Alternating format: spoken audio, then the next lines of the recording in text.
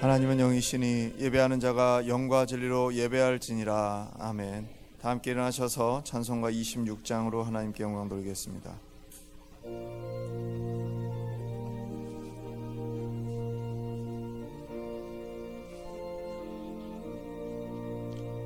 구세주를 아는 이들 찬송하고 찬송하세. 마음과 뜻과 힘 다하여 경배 드리세. 주를 알지 못한 이들 주가 친히 인도하사 그의 피로 속하니 찬송 부르세. 약한 사람 노음마다 시험 중에 참게 되니 모든 죄를 이기림은 믿음뿐이라. 진리 되신 우리 주는 영원토록 변함없네. 들어 주를 믿어 길이 섬기세.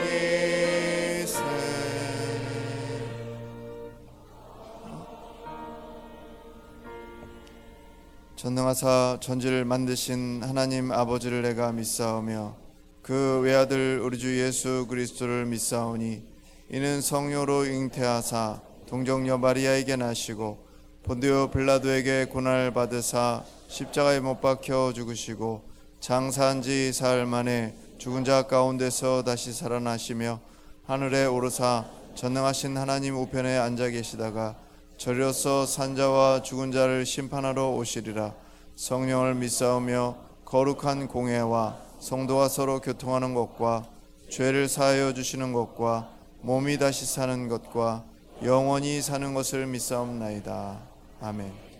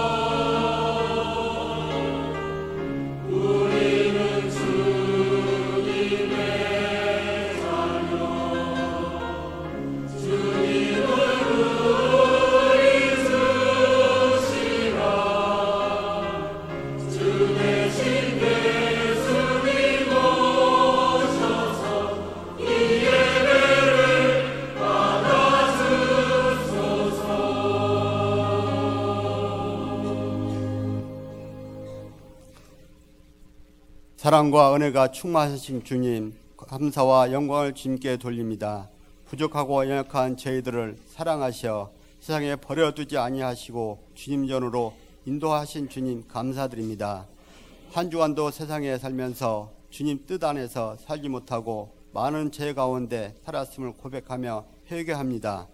죄 지은 이 모습 이대로 주님 전에 나왔습니다. 주님의 십자가 보혈로 눈같이 깨끗게 하여 주옵소서. 우리의 삶의 우선순위가 주님이 되길 원합니다. 모든 것 주님께 맡기고 의지하며 주님이 이끄시는 삶을 살아갈 수 있도록 저희들을 붙드시고 인도하여 주시옵소서.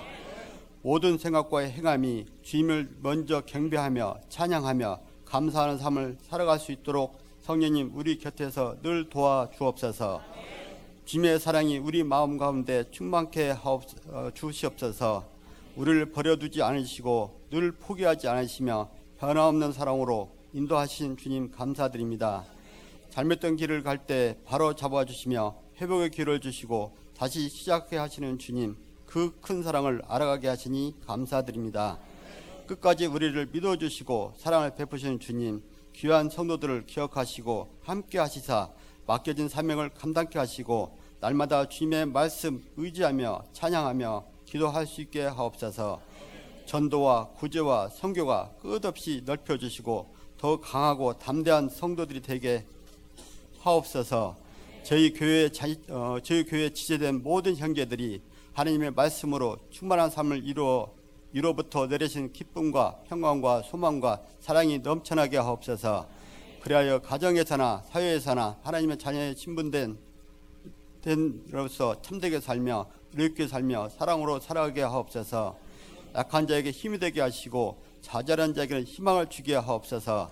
생명의 말씀을 전하신 담임 목사님 영육간의 강건을 허락하시고 하나님의 마음이 그 말씀 가운데 잘 들어가서 우리의 마음을 감동케 하시고 우리가 알지 못하고 귀로 닫혀 듣지 못했던 말씀들이 들리는 은혜가 있게 해 주시옵소서.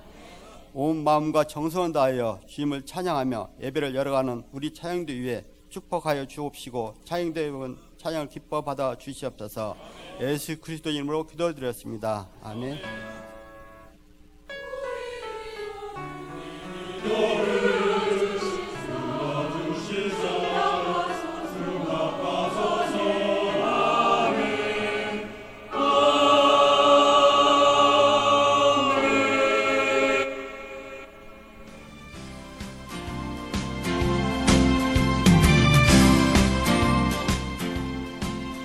평안하여 든든히 서가는 교회, 오늘이 교회 2018년 4월 넷째 주 소식을 전해드리겠습니다. 예배 안내입니다. 5월 가정의 달 초청 세미나가 5월 4일과 11일 금요 심야 예배에 있습니다. 성도님들께서는 참석하셔서 은혜의 시간 되시기 바랍니다. 유아 및 아동 세례 안내입니다. 유아 및 아동 세례가 5월 13일 주일에 있습니다. 세례교육 일정 및 신청 문의는 주보를 참고해 주시기 바랍니다. 인천북지방 안내입니다. 제29회 어린이 사생대회가 4월 28일 토요일 오후 1시에 오조산 공원에서 진행됩니다. 교회학교 학생들의 많은 관심과 참석 바랍니다. 문화국 안내입니다. 시온산악회 정기 2차 산행이 4월 28일 토요일에 있습니다. 장소는 경기도 양주 불곡산이며 오전 8시에 교회에서 출발합니다. 기타 안내입니다.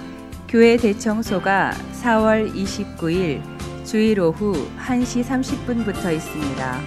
성도님들의 많은 참여 바랍니다.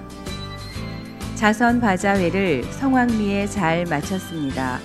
수고하신 모든 분들께 감사드립니다. 담임 목사님 일정 안내입니다. 담임 목사님께서 4월 23일 월요일부터 27일 금요일까지 지방교역자 수양회에 다녀오십니다. 기타 각 선교회 사업 안내, 원래회 모임 안내 및 교우 동정은 주보를 참고하시기 바랍니다. 감사로 영광을 돌리는 한 주간이 되시길 바라며 이상 온누리 소식이었습니다.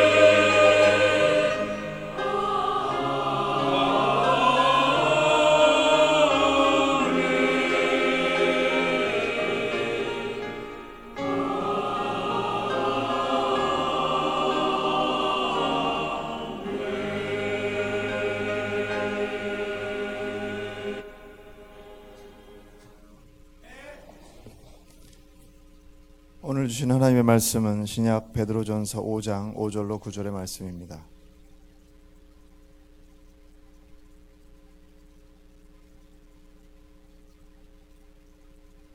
신약 382면 베드로전서 5장 5절로 9절의 말씀 제가 봉독하겠습니다.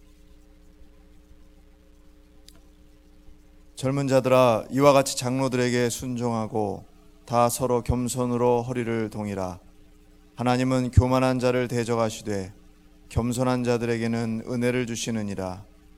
그러므로 하나님의 능하신 손 아래에서 겸손하라. 때가 되면 너희를 높이시리라. 너희 염려를 다 주께 맡기라. 이는 그가 너희를 돌보심이라. 근신하라, 깨어라. 너희 대적 마귀가 우는 사자같이 두루다니며 삼킬 자를 찾나니 너희는 믿음을 굳건하게 하여 그를 대적하라. 이는 세상에 있는 너희 형제들도 동일한 고난을 당하는 줄을 알미라. 이는 살아계신 하나님의 말씀입니다. 아멘. 다 함께 일어나셔서 찬송가 211장 1절 부르시면서 드리신 예물 봉헌하시겠습니다.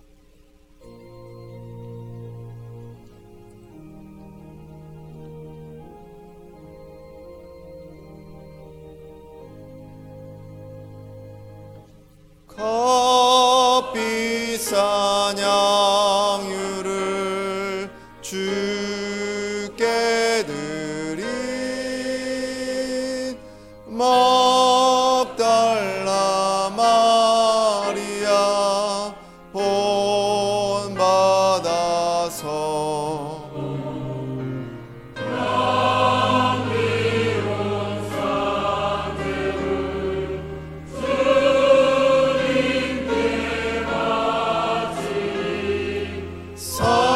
사랑의 주내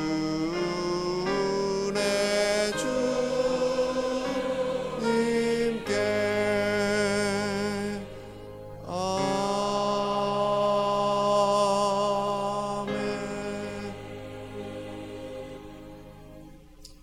역사의 주관자이신 전능하신 하나님, 한 주간 동안도 주님의 은혜 안에 살게 하시니 감사를 드립니다. 더욱 감사한 것은 이 나라를 돌아보시사 남북 간에 훈풍이 불게 하시니 감사를 드립니다. 전능하신 하나님이 역사하소서. 전쟁의 위협이 사라지고 평화가 넘치는 한반도가 되게 하여 주옵소서. 역사의 주관자이신 전능하신 하나님, 거룩한 주일에 온 우리 가족들이 드리는 예배에 임재하소서.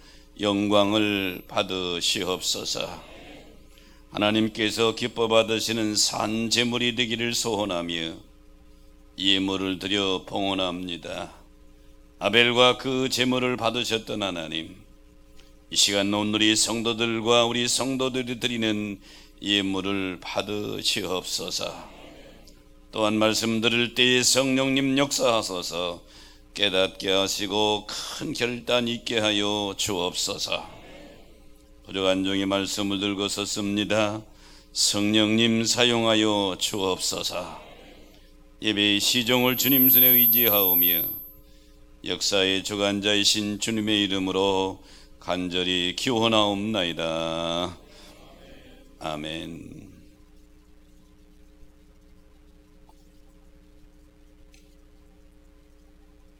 어제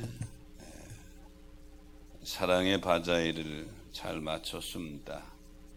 특별히 수고해 주신 여성연합회, 남성연합회, 청장년연합회, 청년회까지 너무 감사해요. 여러분의 수고 헛되지 아니하고 아름다운 열매로 주님이 받으실 줄로 믿습니다.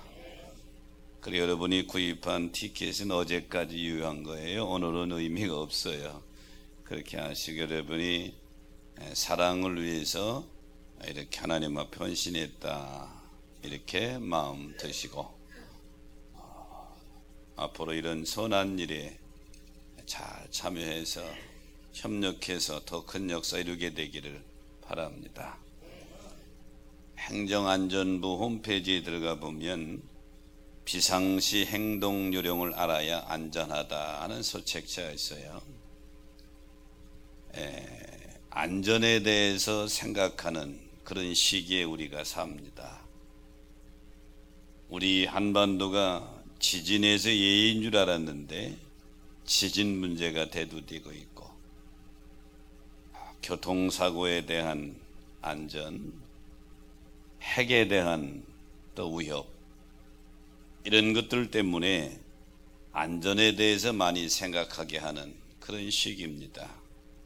그래서 행정안전부에서는 찾아올 재난을 대비하기 위해서 비상시 행동 요령을 알아야 안전하다, 이런 안내 책자를 발간한 것입니다. 자, 오늘 본문인 베드로 서신도 같은 맥락의 의미를 가지고 있습니다. 행정안전부에서 발간한 책은 육체적 신변 안전 문제에 대해서 다루고 언급하고 있지만, 베드로가 보낸 베드로 서신은 육체적 안전 문제가 아니라 신앙의 안전 문제, 영적인 안전 문제에 대한 문제를 다루고 있는 것입니다. 그래서 신앙의 비상 상황에 처하게 됐을 때 어떻게 대처해야 우리 믿음이 무너지지 않고 신앙이 강건하며 그리고 하나님 앞에 내 자신을 아름답게 드릴 수 있는지, 이 부분에 대한 언급을 계속하고 있습니다. 베드로 전서의 주된 메시지는 고난받는 성도들을 향하여 고난은 결코 저주가 아니다, 이런 결론을 맺게 되지요. 베드로는 예수 믿어도 고난이 다가올 수 있다. 성도의 삶은 예수 믿고 하나님을 믿으면서 고난에서 제외된 삶이 아니에요.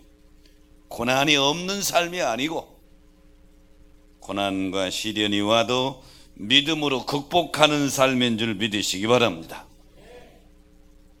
저는 오늘 본문의 말씀을 가지고 성도에게 주신 명령하는 제목을 잡았는데요, 우리 하나님의 자녀인 성도들에게 주시는 주님의 명령이 뭐냐? 첫 번째는 믿음을 굳건하게 하라.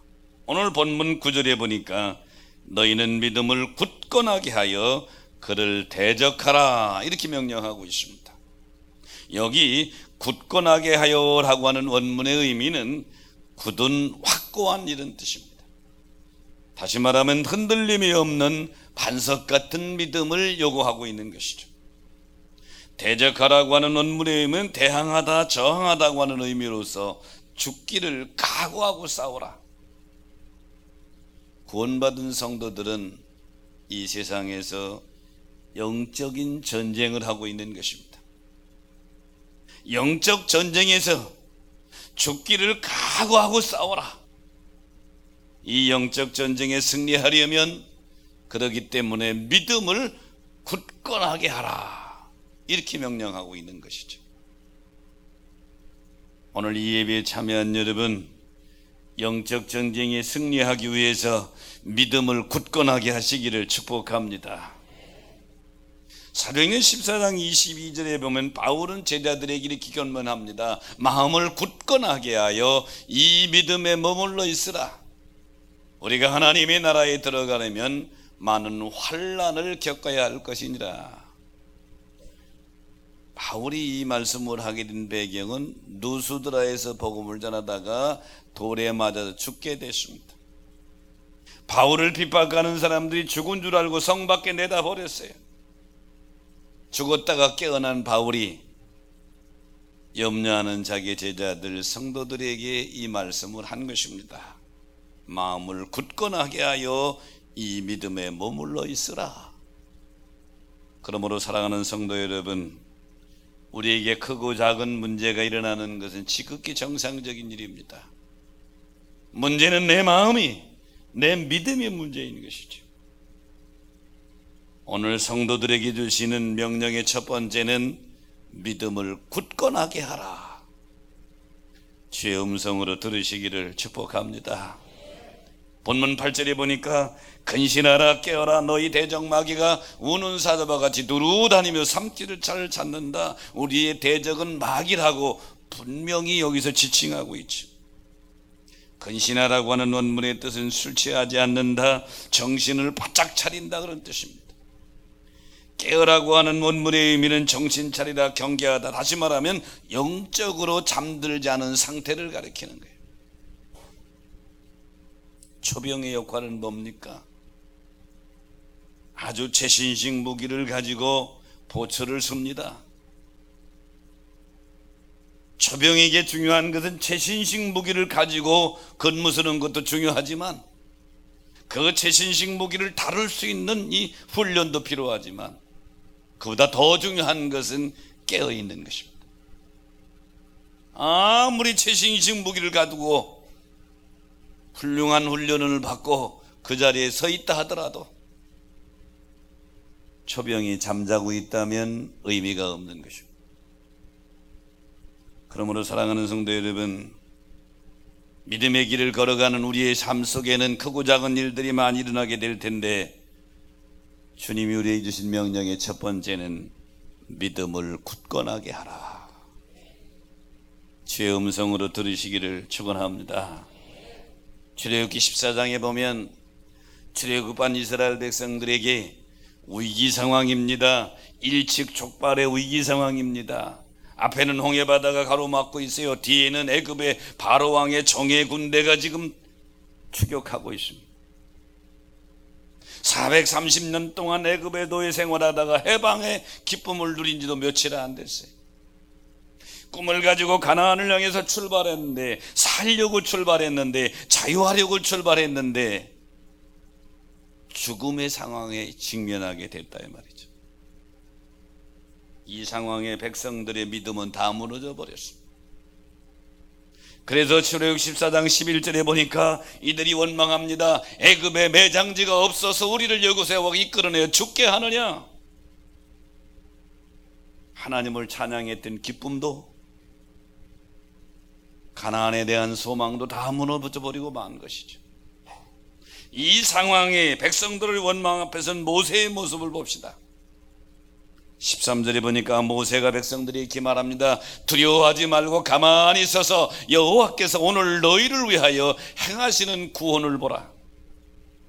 너희가 온 본애굽 사람은 영원히 다시 보지 못하리라. 똑같은 상황에서 백성들의 믿음은 우르르 무너졌지만 모세의 믿음은 굳건하게 됐습니다. 모세도 사람입니다. 모세인들 왜 두려운 마음이 없겠어요? 상황을 보면 앞으로 갈 수도 없고 뒤로 갈 수도 없고 뒤에는 애국 군대와 싸워서 이길 수 있는 방법도 없고, 근데 모세는 그동안 출애굽의 과정 속에서 하나님이 자기 백성들에게 자기에게 역사하신 하나님의 능력을 여러 번 경험했습니다. 그 하나님이 우리를 출애굽시켰으니, 그 하나님 우리에게 가나안 땅을 약속했으니, 그 하나님 우리를 돌보시고 그 하나님 우리를 이끌어 주실 것이라고 하는 믿음이 흔들리지 않은 줄 믿으시기 바랍니다. 그러니까 위기 상황에서 모세는 믿음을 굳건하게 한 것이죠. 우리가 믿음의 길을 걸어가는 이 세상, 성도의 삶은 요람에, 안전한 요람에 머물러 있는 것이 절대로 아닙니다. 최고간 이스라엘 백성들처럼 순간순간 우리에게 위기와 고난이 찾아올 수 있습니다. 이때에 주님께서 원하시는 자세는 흔들리지 않는 믿음, 그래서 믿음을 굳건하게 하라, 이렇게 명령하는 것이죠. 오늘 이 예배에 참여한 여러분, 믿음을 굳건하게 하시기를 축원합니다. 하나님은 살아계십니다. 하나님은 역사하십니다. 다만 우리의 믿음이 부족할 뿐이죠. 다니엘서 3장에 보면 다니엘에게 세 친구가 있죠. 사드락과 메삭 아벳느고가 죽음의 앞에 직면해 있습니다. 느부갓네살 왕이 두라 평지에 큰 금신상을 만들어 놓고 낙성식을 합니다. 거기에 문무백관들을 다 초청했는데 사드락과 메삭 아벳느고도 초청돼서 갔어요. 낙성식의 나팔을 불 때에 다 엎드려 절하라는 것입니다. 하나님을 경외하는 이 세 친구는 우상에게 절할 수가 없는 것이죠. 느부갓네살 왕의 명령은 곧 법입니다. 어기는 것은 죽음을 의미하지요. 다 엎드려 전하는데 셋만 꼿꼿이 서 있단 말이에요. 결국 고발되어져서 느부갓네살 왕이 섰습니다. 느부갓네살 왕이 이들에게 말합니다. 다시 한번 기회를 줄 테니 나팔을 불면 엎드려 절하라.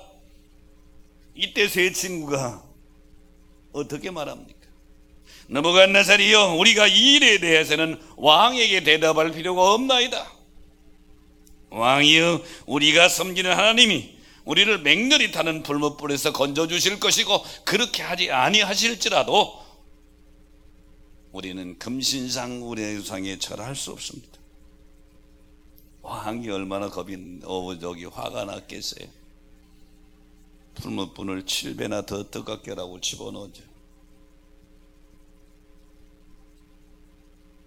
이때의 세 친구도 우리와 똑같은 성정을 가진 사람입니다. 그냥 모르는 체하고 한번 엎드리면 살아요. 그런데 세 친구는 그 죽음의 상황 속에서 믿음이 흔들리지 않은 것이죠. 믿음이 무너지지 않은 것이죠. 굳건하게 해서 결국 불못불 속에 들어갔습니다. 느부갓네살 왕이 보니까 그들이 불에 타 죽은 것이 아니라 3명을 던져 넣었는데 25절에 보니까 4명이 불 가운데서 춤을 추고 있단 말이죠. 이 일 때문에 오히려 느부갓네살 왕이 불못불 앞에 엎드린 줄 믿으시기 바랍니다. 오직 여호와 하나님이 참신이구나. 이 세 친구의 굳건한 믿음 때문에 하나님이 하나님으로 드러나게 된 것이죠. 그러므로 사랑하는 여러분, 하나님이 자녀들에게 주시는 명령, 시련과 환난이 올 수 있다. 하지만 그 가운데 믿음을 굳건하게 하라. 내가 굳건하게 하려고 마음 먹었을 때 주님은 내 마음을 붙들어 주시고 내 환경과 여건을 주님이 주장해 주실 줄로 믿습니다. 천문학자 중에 역사적인 인물이 갈릴레오 갈릴레이가 있지요. 어느 날 자기가 만든 망원경 가지고 천체를 관찰하다 보니까 천동설이 잘못된 것을 알게 된 거예요. 천동설이라고 하는 것은 지구를 중심으로 해서 태양과 달과 별들이 돈다고 하는 거예요. 그런데 가만히 이 갈릴레오 보니까 아니거든. 태양이 중심으로 해서 지구와 달과 별 다른 위성이 돈단 말이에요. 그래서 갈릴레오는 천동설 틀렸다, 지동설이 맞다 그랬어요. 근데 그 당시에는 세계 모든 만민들이 천동설을 믿고 있었고, 특별히 캐톨릭이 유럽을 지배하고 유럽의 왕들을 임명하는 그때에 캐톨릭의 교리가 천동설을 주장한단 말이에요. 그런데 갈릴레오가 지동설을 얘기하니까 미운 털백인 것이죠. 여기저기 재판에 몰려가고 끌려가고 고난을 받습니다. 그래도 갈릴레오는 자기 눈으로 봤잖아요. 지구가 중심이고 태양이 지구 위를 도는 것이 아니고 태양이 중심이고 그 후에 지구와 달과 별들이 도는 것을 봤단 말이에요. 그러니까 아니다, 지동설이다. 사랑하는 여러분, 우리의 신앙도 마찬가지. 예수 그리스도가 메시아인 것을 믿으십니까? 하늘과 땅의 주인인 것을 믿으십니까? 만왕의 왕이신 것을 믿으십니까? 경험하셨습니까? 봤습니까? 그렇다고 한다면 어떠한 상황 속에서도 믿음이 흐트러지지 않고 믿음을 굳게 하시기를 주의 이름으로 축원합니다. 성도에게 주신 주님의 명령의 두 번째는 염려를 주께 맡기라 명령합니다. 본문 7절에 보니까 너희 염려를 다 주께 맡기라. 이는 그가 너희를 돌보심이니라. 이렇게 명령합니다. 베드로는 고난을 이기기 위해서 모든 염려를 주님께 맡겨라. 염려라고 하는 말의 의미는 여러 조각으로 나눈다는 뜻입니다. 나누어진다는 뜻이에요. 마음이 나누어지는 게 염려예요. 마음이 복잡한 생각으로 가득 차 있는 상태. 염려는 마음이 우리 주님께 집중하지 않고 여러 가지 일에 마음이 나누어지는 것, 이것이 염려입니다. 맡기라고 하는 원문의 의미는 위에 던지라는 뜻입니다. 염려를 주께 맡기라고 하는 거, 위에 계신 하나님께 그냥 던져버리라는 거예요. 내가 품고 걱정하지 말고 그분께 던져버리라는 거예요. 그러면 그분이 돌보신대요. 할렐루야.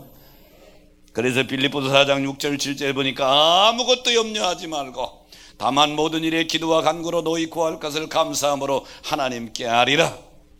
그리하면 지각이 뛰어나신 하나님의 평강이 그리스도 예수 안에서 너희 마음과 생각을 지키시리라. 염려로 마음이 무거운 것으로 가득 찰 때 주님 앞에 나와 주여 주여 하고, 어느 때는 주여 소리도 안 나오지요. 주님. 그러고 엎드려 주님 앞에 기도하게 되면 제일 먼저 찾아오는 게 뭔 줄 알아요? 마음속에 큰 무거웠던 염려, 마음속에 큰 무거웠던 어둠이 눈녹도 싹 녹아버리고 고요한 평강으로 가득 차게 되는 거예요. 그 문제가 해결됐다고 카톡도 안 왔는데, 그 문제가 해결됐다고 전화도 안 왔는데 마음속에서 뭐 합니까? 염려를 맡기면 주께서 우리에게 주시는 첫 번째 응답이 하나님 주시는 평강인 줄로 믿습니다. 열왕기상 18장에 보면 영적 대전쟁이 있는 장면이 나옵니다. 우리가 잘 아는 지금 하나님의 사람 엘리야와 바알의 선지자들이 갈멜산에서 어느 신이 참신이냐 하고 제사를 드리며 영적 전쟁을 합니다. 이 당시 상황은 하나님의 선지자들을 아합과 그 세력들이 다 잡아서 죽일 때입니다. 엘리야도 그릴 시내가에서 숨어서 지냈어요. 그런 엘리야가 대중 앞에 나타난다고 하는 것은 죽음을 각오한 것입니다. 열왕기상 18장 15절에 보니까 내가 오늘은 아합에게 보이리라. 아합 앞에서는 엘리야도 왜 두려움을 느끼지 않겠어요? 저 사람이 지금 하나님의 종들을 수천 명 잡아 죽였는데 왜 두려움이 없겠어요? 갈멜산에서 바알의 선지자들과 영적 대결할 때에 엘리야의 마음속에도 불이 하늘에서 안 내려오면 어떡하지, 이런 생각은 왜 안 들겠어요? 하지만 분명한 것은 엘리야는 지금까지 하나님이 자기의 역사하신 그 하나님은 분명히 이 일에 개입할 것이다.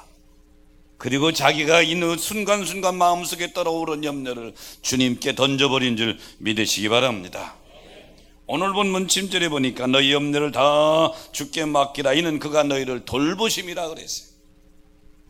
그가는 한 사무엘 하나님을 가리키는 것이고, 돌본다고 하는 멜레이라고 하는 원문의 의미는 권고하다, 깊이 관심을 갖는다, 이런 뜻이죠. 하나님이 관심 가지시면 문제될 게 없는 줄로 믿습니다. 하나님이 돌보시면 여러분의 문제는 아무것도 아니란 말이죠. 애굽에서 430년 동안 노예 생활한 이스라엘 백성들에게 하나님이 관심 가지시니까 바로 왕을 꺾어뜨리고 해방시킨단 말이에요. 누구에게 하나님은 관심 가지시느냐? 누구를 하나님이 돌보시느냐? 염려를 맡기고 기도하는 자에게 하나님은 관심 가지시는 줄 믿으시기 바랍니다. 주께서 이 땅에 있을 때 이렇게 말씀하시죠. 마태복음 6장 27절에 보니까 너희 주가 너가 염려함으로 그 길을 한 자라도 더 할 수 있느냐? 31절에 보니까 염려하여 이르기를 무엇을 먹을까 무엇을 마실까 무엇을 입을까 하지 말라. 34절에 보니까 내일 일은 내일 위하여 염려하라. 오늘 일은 내일까지 끌어다가 염려하지 말라는 것이죠. 유명한 작가 중에 아더 골든이라는 작가가 있어요. 하루는 뉴욕에서 브렌튼 박사와 만나기로 했습니다. 만나기로 한 약속한 레스토랑에 앉아있는 조금 일찍 갔어요. 그래서 레스토랑에 앉아서 곰곰이 지나온 과거를 되돌아보며 생각하고 있습니다. 근데 눈을 감고 생각하다가 이 골든이 브렌든 박사가 들어오는 걸 못 봤어요. 브렌든 박사가 들어와서 보니까 골든이 아주 깊은 생각에 무언가 빠져있단 말이에요. 무슨 일이 있어요? 예, 여기 앉아서 만약에 내가 과거에 이렇게 됐으면 만약에 이러면서 내 인생을 한번 되돌아봤습니다. 그랬더니 브렌든 박사가 골든이 큰 근심에 빠져있는 줄로 알고 자기 사무실로 가자고.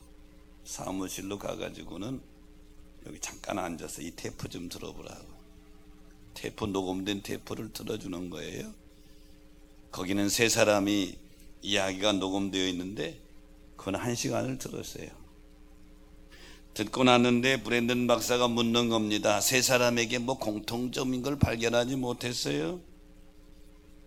모르겠는데요. 그때 브렌든이 이렇게 말하죠. 그들은 모두 만약에 대해서 생각하며 미래에 대한 걱정으로 차 있습니다.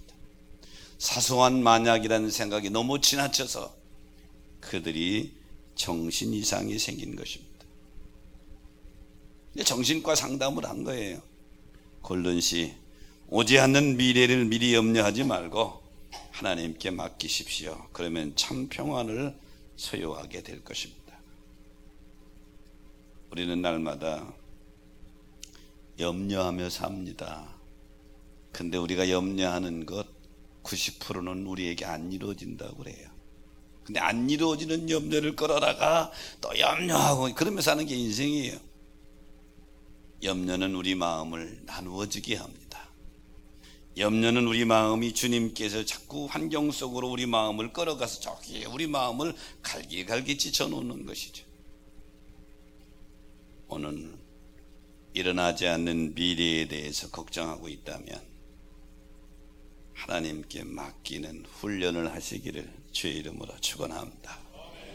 그래서 성도에게 주시는 주님의 명령의 두 번째는 모든 염려, 그냥 염려라고 안 했어요. 모든 염려를 다 주께 맡기라. 주의 음성으로 들으시기를 축원합니다.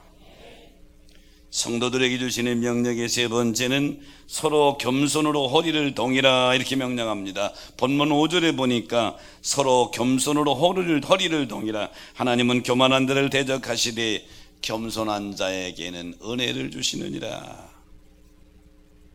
당시 베드로가 이 편지를 쓸 당시 노예들이 일을 할 때에는 입고 있는 옷이 방해가 되니까 끈으로 허리를 바짝 동이고 일을 했어요. 아마 베드로는 이런 생각을 했을 것입니다. 예수님께서 마지막 최후 만찬 하실 때 요한복음 13장 4절 5절에 보면 겉옷을 벗고 수건을 가리자 허리를 지끈 동이고 제자들이 발을 씻겨주던 모습이 생각이 났을 것입니다. 그 주님의 모습을 생각하면서 베드로는 세 번째 명령하기를 서로 겸손으로 허리를 동이라. 교회 안에서 서로 겸손하게 섬기시기를 축원합니다. 에베소 4장 2절에 보니까 모든 겸손과 온유로 하고 오래 참음으로 사랑 가운데 서로 용납하라. 오늘 본문 5절에 보니까 하나님은 교만한 자를 대적하신대. 하지만 겸손한 자에게는 은혜를 주신대. 하나님이 대적하신대. 교만한 자는 하나님이 적으로 여긴다는 거에 대적한다는 말은. 하지만 겸손한 자에게는 은혜를 주신다. 교만은 뭐냐? 남들 위에 자기를 올려놓는 것, 다른 사람 위에 자기를 올려놓는 것, 다른 말하면 거만이고 오만이고 건방지다 이렇게 표현할 수 있겠죠. 하지만 겸손은 남들을 높이고 자신을 스스로 낮추는 것, 이것을 겸손이라고 그럽니다. 사도행전 10장에 보면 백부장 고넬료의 모습이 나옵니다. 이방인 중에는 제일 처음 예수 믿은 사람이 성경에서 등장인물 중에 고넬료라고 볼 수 있는데요, 고넬료의 신부는 백부장입니다.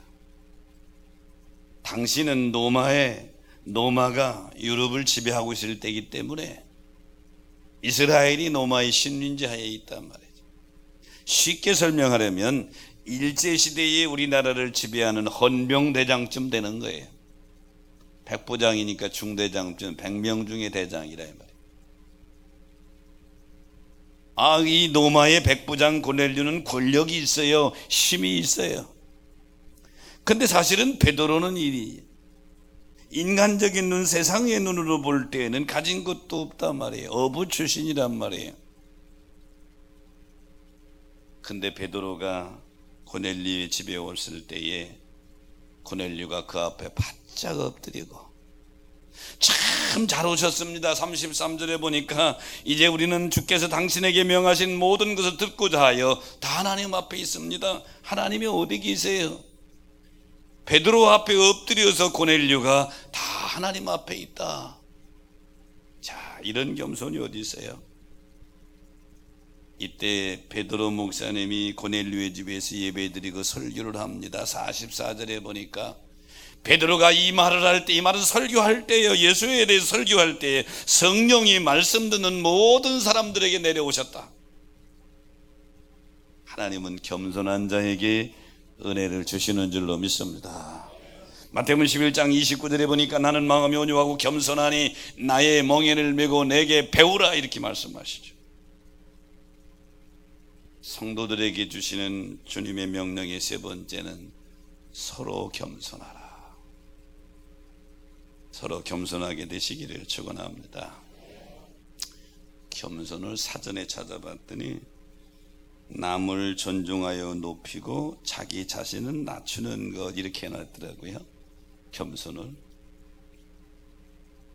겸손에 대한 사전적인 정의는 우리가 세 가지로 발견할 수 있는데, 첫째는 겸손이란 나와 누군가의 관계 속에서 이루어지는 관계적인 개념이라는 거예요. 나 혼자가 아닌 누군가 관계 속에는 관계적인 개념이고, 두 번째는 내가 먼저 실천할 때 의미가 있는 우선적인 개념, 세 번째는 겸손이란 누군가 시켜서 하는 것이 아니고 강요해서 하는 것이나 자발적으로 하는 자발적인 개념이다. 겸손은 관계적이고 우선적이고 자발적인 개념인데, 이 세 개를 종합해서 말한다면 나 아닌 다른 사람에게 내가 먼저 자발적으로 낮추는 것, 이렇게 정의할 수 있어요.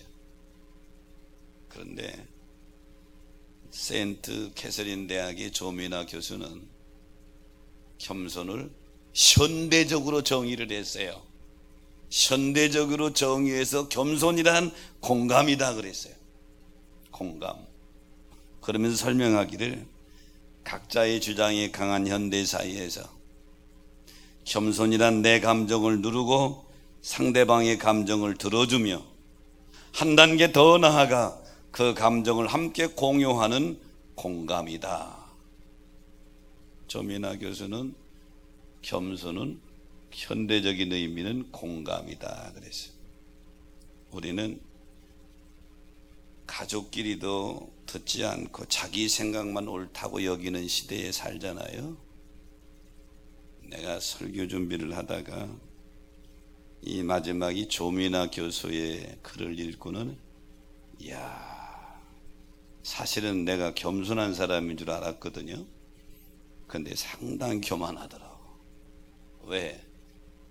나는 가족이, 특히 아내가 무슨 얘기를 하고 할 때에 공감하는 게 좀 부족해요.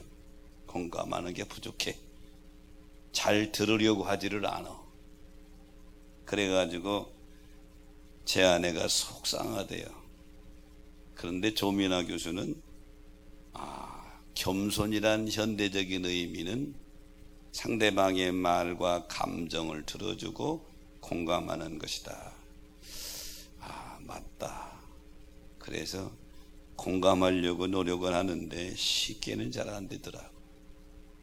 겸손은 공감하는 것이래요. 남자분들 겸손은 공감하는 것이래요.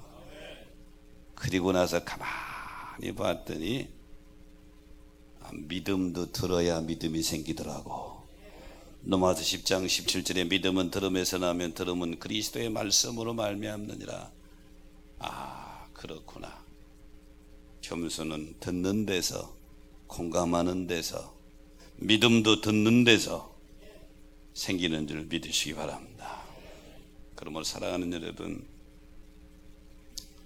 성도들에게 주시는 명령이 세 번째가 서로 겸손으로 허리를 동이라 이렇게 명령하시는데 하루아침에는 잘 안 되겠죠. 풀어진 겸손의 허리끈을 날마다 더 좀 조이시기를 주의 이름으로 축원합니다. 말씀을 정리합니다. 베드로 사도가 이 편지를 쓸 때에는 시대적으로 위기 상황입니다. 역사적으로 보면 노마 시내가 대화재로 불탔을 때 노마 황제는 그것이 기독교인의 짓이다 그래가지고 기독교인들을 삭잡아 죽이는 그런 상황. 잡히면 사자밥이 되고 위기가 되는 그런 상황 속에 믿음을 지키고 있는 기독교인들에게 베드로는 하나님의 이름을 들어서 명령합니다. 믿음을 굳건하게 하라. 오늘 이 예배에 참여한 여러분, 어떤 상황 속에서도 믿음을 굳건하게 해서 무너지지 않게 되시기를 축원합니다. 두 번째는 염려가 있느냐? 염려를 다 주께 맡기라. 그러면 주님이 너를 돌보신다. 세 번째는 서로 겸손으로 허리를 동여라. 겸손의 허리끈이 풀러졌다면 오늘 예배드리고 나가면서 바짝 조이고 나가는 여러분 되기를 주의 이름으로 축복합니다. 자, 말씀 생각하시면서 우리 찬양하면서 결단합니다.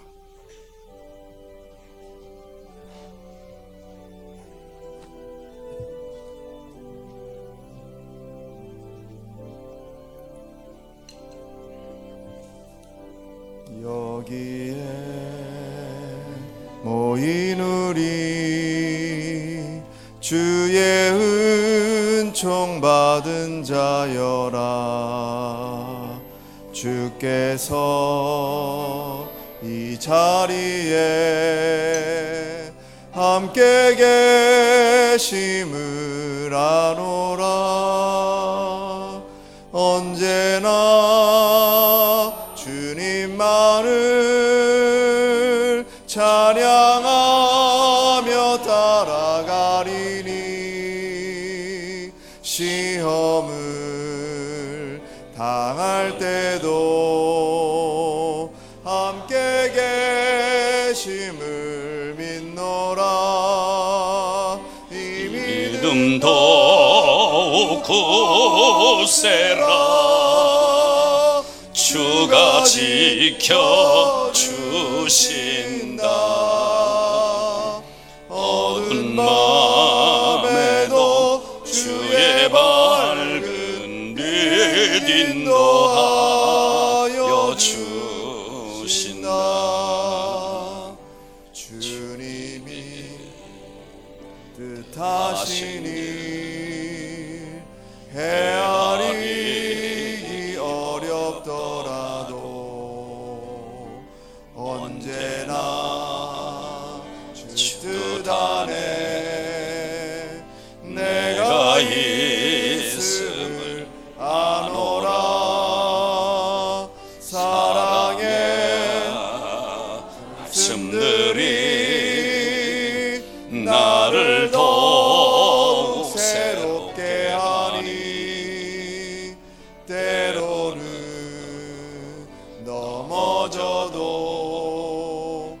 최후 승리를 믿노라. 이 믿음 더욱 굳세라. 주가 지켜주신다. 어두운 밤에도 주의 밝은 빛 인도하여 주신다. 주님이 뜻하신 일, 주님이 뜻하신 일 헤아리기 어렵더라도